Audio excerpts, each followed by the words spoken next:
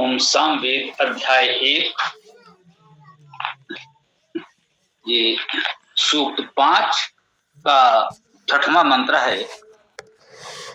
सामवेद की अविकल संख्या अर्थात कहें पूरे सामवेद का और इस प्रथम अध्याय का 50वां मंत्र है।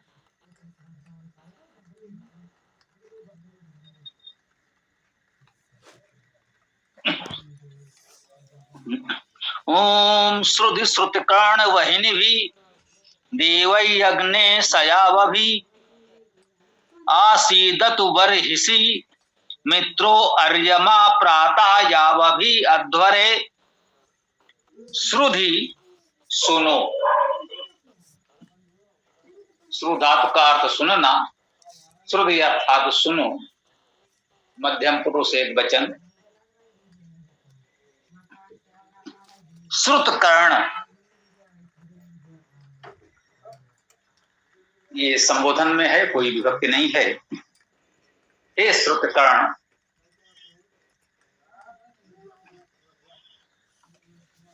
श्रुतकर्ण का क्या अर्थ हुआ?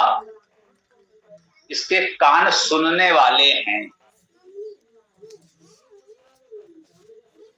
कह लीजिए बहरे नहीं। तो क्या कहना चाहते हैं भाई? श्रुतकर्ण शब्द का उपयोग करके एक विशेषण के रूप में, एक गुण के रूप में श्रुतकर्ण कहने का भाव क्या है? जिनके कर्ण वास्तव में विद्या का श्रवण करते हैं, वेद का श्रवण करते हैं। ये कान, ये कर्ण हमारे केवल दैनिक सामान्य बातें सुनने के लिए नहीं। हाँ, कह सकते हैं, एक बात हम स्वयं कहते हैं कि जितना वेद में है उतना ही अर्थ किया जाए, अपनी ओर से कुछ जोड़ा ना जाए।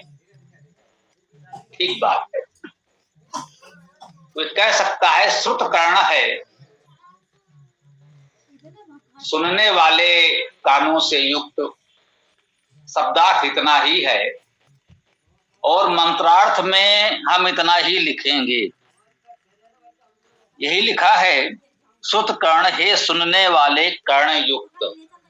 मंत्रार्थ इतना ही लिखा है, इतना ही लिखना चाहिए, अपनी ओर से कुछ जोड़ना नहीं चाहिए। हाँ, भावार्थ व्याख्या में विशेष में हम इन बातों को विस्तार दे सकते हैं।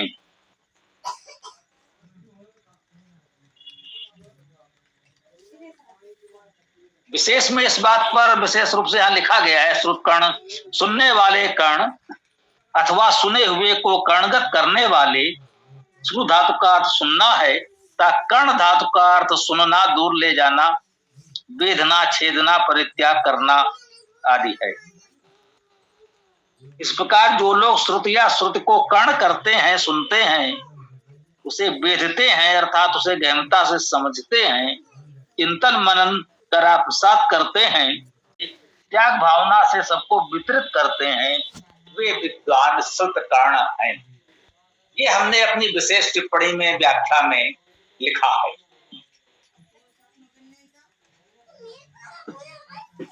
कोई हमारी इस विशेष व्याख्या से सहमत या असहमत हो सकता है, यह आपका अधिकार है। शाब्दिक अर्थ केवल इतना ही है, ये सुनने वाले कर्ण युक्त। मंत्रार्थ में इतना ही लिखा है कि मंत्रार्थ पूरी तरह निष्पक्ष, सब प्रमाण हो, प्रमाण के अनुसार ही हो, उसके अतिरिक्त कुछ ना हो, प्रामाणिक हो, निष्पक्ष और प्रामाणिक हो। व्यवहारिक दृष्टि से उसको समझाने के लिए हम भावार्थ या विशेष टिप्पणियों में उसकी व्याख्या कर सकते हैं, करना चाहिए। इसीलिए जब विद्वान प्रवचन करते हैं तो एक एक मंत्र की व्याख्या बहुत समय में होती है। इन्हीं बातों को समझाना होता है। परंतु अनुवाद जब करें, मंत्रार्थ लिखें, तो अपनी ओर से कुछ न जोड़ें, जिससे अर्थ का अनर्थ न हो। सामान्यतः जितने भी वेद भाष्य आप देखेंगे, उनमें ये प्रवृत्ति मिलती है कि अपनी ओर से बहुत कुछ जोड़ दिया जाता है, उससे बहुधा अर्थ का अनर्थ हो जाता है। हो सकता है लिखने वाले की भावना अच्छी रही हो, उसके मन में जो भी अवधारणा है पहले से, उसको उन्होंने वहां अपनी ओर से लिख दिया और हमने पढ़ा तो हमें लगा ये तो अर्थ का अनर्थ हो गया। तो इतने निष्पक्षता बरतना चाहिए, इतनी निष्पक्षता आवश्यक है कि मंत्रार्थ में तो आप शब्दशः अर्थ कर दें, अपनी ओर से कुछ न जोड़ें। फिर यदि उस बात को स्पष्ट करने के लिए विस्तार से कुछ कहना समझाना है तो आप भावार्थ में, विशेष टिप्पणी में, व्याख्या में जो कुछ कहना हो कहें, वो स्पष्ट रहे कि वो आपके अपने भाव विचार हैं। कोई उससे सहमत या असहमत होना चाहे तो हो सकता है, परंतु जो आपने शब्दशः अर्थ किया, अनुवाद किया, वो निष्पक्ष है, प्रामाणिक है, उसमें कुछ नहीं मिलाया। ये हमारे वेदभाष के शैली में यही महत्वपूर्ण बात है जो हम आप सबसे कहना चाहेंगे कि इसे अपना लें और जिसका भी भाष्य देखें बस इस कसौटी पर उसे देखें कि जो उसने अर्थ किया है वो व्याकरण सम्मत धातुज अर्थ है या नहीं, और अपनी ओर से कुछ जोड़ा तो नहीं। ये दो बातों का ध्यान रखें तो जो ही अर्थ आपको मिलेगा वो बिल्कुल ठीक होगा, चाहे जिसका किया हो। अर्थ किसी का किया हो, जो अपनी ओर से जोड़ा है वो हटा दीजिए और देख लीजिए जो अर्थ किया है वो धातु के अनुकूल है, ठीक है कि नहीं है। तो अर्थ कभी भी सत्य से परे नहीं जाएगा। और ये तो हम मानते ही हैं कि एक शब्द के अनेक अर्थ होते हैं, एक एक वेद मंत्र के अनेक अर्थ हो सकते हैं, तो अनंता वह वेदा यही चरितार्थ होता है। तो एक मंत्र के अलग अलग अर्थ करने पर कोई आपत्ति नहीं है। अलग अलग भाष्यकारों ने अलग अलग अर्थ किए होंगे, ऐसा नहीं कि उनमें एक ही अर्थ सत्य है, शेष असत्य है। हम कह रहे हैं हो सकता है वे सभी अर्थ सत्य हों, बस इतने पर हमको पाठकों को जागरूक होना चाहिए। ये देख लें कि जो शब्द है उसका ही अर्थ किया है, अपनी ओर से जोड़ा नहीं है, और जो अर्थ किया है वो उसकी धातु के अनुकूल ठीक है।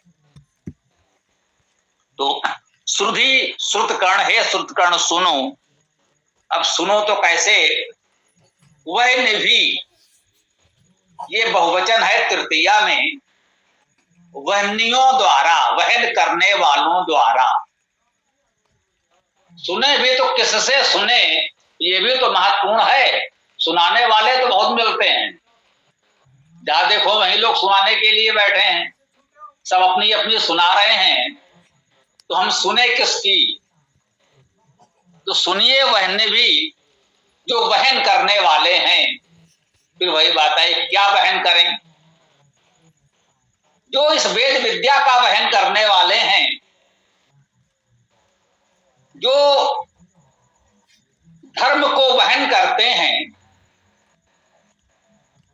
जो अपने कर्तव्य का, दायित्वों का वहन करने वाले हैं, ऐसे वहन करने वालों के द्वारा सुने। स्वयं कुछ पढ़े लिखे नहीं, वेद देखा छुआ नहीं,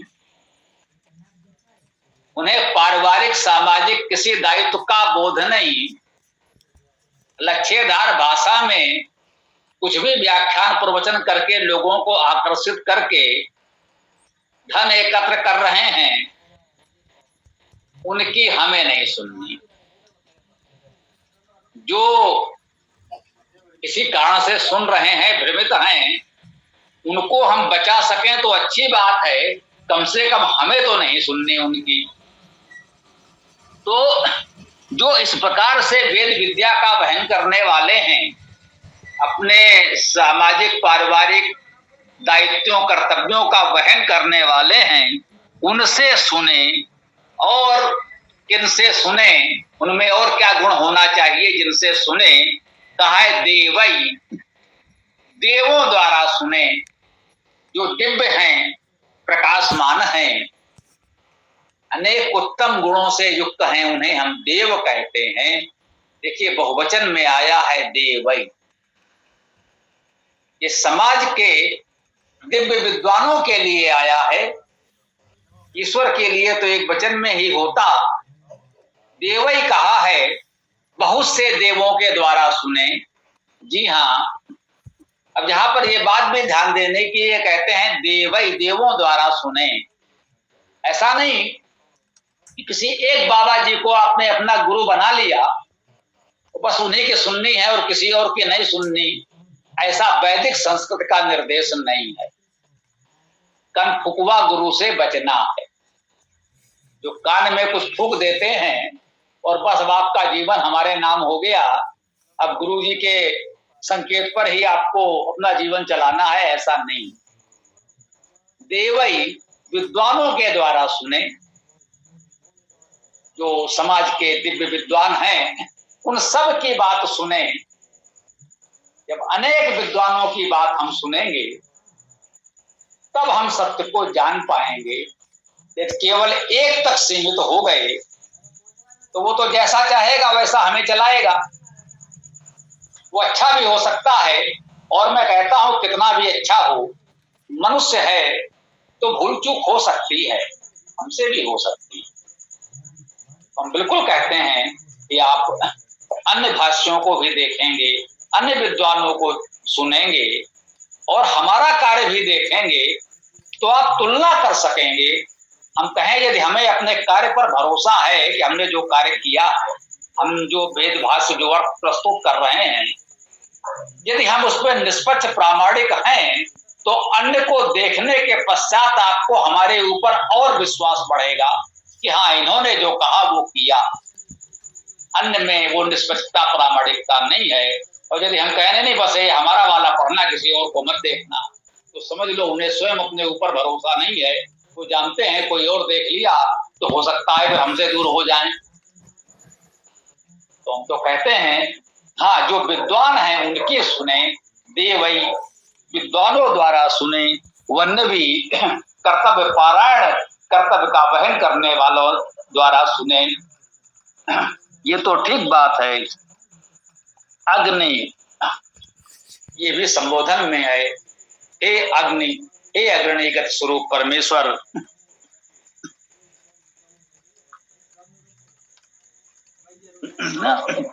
आप सुने। और एक शब्द आया, एक गुण और चाहा हमने, सयावभी।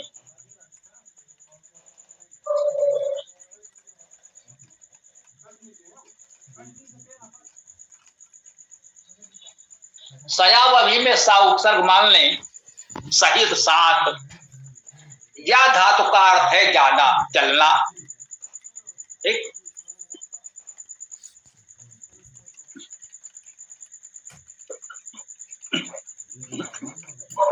तो सयावभी का अर्थ हो गया साथ चलने वालों द्वारा सुने।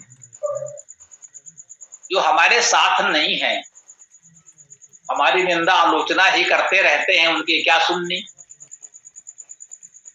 वे तो हमें हतोत्साहित करेंगे, हमें दिशा से भटकाने का प्रयास करेंगे।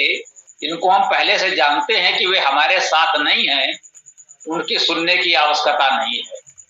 उनकी न सुने, उनकी सुने जो हमारे साथ हैं। जो हमारे साथ हैं, सुख दुख में हमारे साथ खड़े हैं, वे आवश्यक होने पर यदि हमसे कोई भूल चूक होगी तो वे टोकेंगे भी, क्योंकि अपने हैं। वे नहीं चाहते हैं कि हम भटकें, तो यदि हम भटकने लगेंगे तो वे टोकेंगे, अधिकार से कहेंगे नहीं ये ठीक नहीं, ऐसा नहीं करना चाहिए। वो सच्चे मित्र हैं। जो कपट मित्र होंगे वो यही सोचेंगे कि हमें तो अपना लाभ उठाना है आपसे, शेष आप कहीं खाई में गिरो, हमें क्या लेना देना। वे हमें भटकने से बचाने का प्रयास नहीं करते। तो उनको सुने जो हमारे साथ हैं। सयावभी का अर्थ यहां किया गया है सहगामी, साथ समापन करता मिलन प्रगति द्वारा। इसमें यू धातु भी हो सकता है। जो धातु का अर्थ है मिलना, मिलाना, अलग करना भी है। तो जो साथ मिलने वाले हैं, साथ चलने वाले हैं, भावार्थ एक ही है। या धातु का अर्थ चलना जाना, और जो धातु का अर्थ मिलाना। तो जो साथ चलने वाले हैं, साथ मिलने मिलाने वाले हैं, उनके द्वारा सुने। जो भी हमें जानकारी चाहिए, जो मार्गदर्शन चाहिए, वो हमें उनके द्वारा प्राप्त करना है, जो हमारे साथ चलने वाले हैं, जो देवजन हैं, जो वन्य भी, जो अपने जो वेद विद्या का दायित्वों का वहन करने वाले हैं, उनके द्वारा हमें सुनना है। ये सब गुण यहाँ अग्नि संबोधित किया गया है। अग्नि अर्थात अग्रणी गत स्वरूप परमेश्वर के बताए गए। ये भी ध्यान रखिएगा, तकनीकी रूप से यदि हम कहें तो इसका अर्थ क्या है? अग्नि है अग्नि, श्रुत कर्ण है सुनने वाले कर्णयुक्त, वन्य भी वहन करने वाले, सजाव भी सहगामी साथ चलने वाले, देवई देवों के स्वाद देवों द्वारा श्रुति सुनिए। हम अग्नि परमेश्वर से ही कह रहे हैं कि आप इनके साथ सुनिए। अब इसका एक भावार्थ तो ये है कि परमेश्वर इन सब गुणों से युक्त जो लोग हैं, उनके साथ हमारी बात सुनता है। ऐसे लोग परमेश्वर के साथ होते हैं, परमेश्वर ऐसे लोगों के साथ होता है, उनके साथ वो हमारी बात सुनता है। वह अग्नि परमेश्वर तो निराकार है। साकार देव जन समाज में ये हैं जिनमें ये गुण हैं, उन्हीं के माध्यम से हम अपनी बात कह सकते हैं, उन्हीं के माध्यम से हमें वेद विद्या उचित मार्गदर्शन प्राप्त हो सकता है। परमेश्वर उनके साथ सुनता है, हम उनके साथ सुने, उनकी बात सुने तो हमारा हित हो सकता है। आसीदतु, आइए और बैठिए। आ उपसर्ग है, धातु में आने के अर्थ में जुड़ जाता है। ये सब सीध धातु का अर्थ बैठना है, चलना भी है। तो आसीदतु का अर्थ चले भी कह सकते हैं, और आइए बैठिए ये तो है ही है। आइए बैठिए, बरहिसी कहाँ बैठिए? बरहिस में अर्थात वृद्धि में, वृद्धि करने वालों में बैठिए।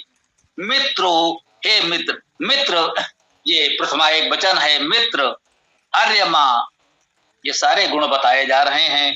आप हमारे मित्र हैं, अर्यमा हैं। अर्यमा आर्यत्व जिस अर्थ में कहा जाता है, गतो धातु से आर्य, अर्यमा, आर्य जैसे शब्द बनते हैं, है ना। तो अर्यमा का अर्थ हुआ गतिशीलता या प्रगति। प्रातः स्पष्ट है, प्रातः काल यावभी भी वही है, ऊपर आया था सा यावभी, इसमें सा नहीं है। यावभी सा गतिशील प्रगतिशीलों के साथ या मिलने मिलाने वालों के साथ, इसका कहीं अर्थ समापन भी है।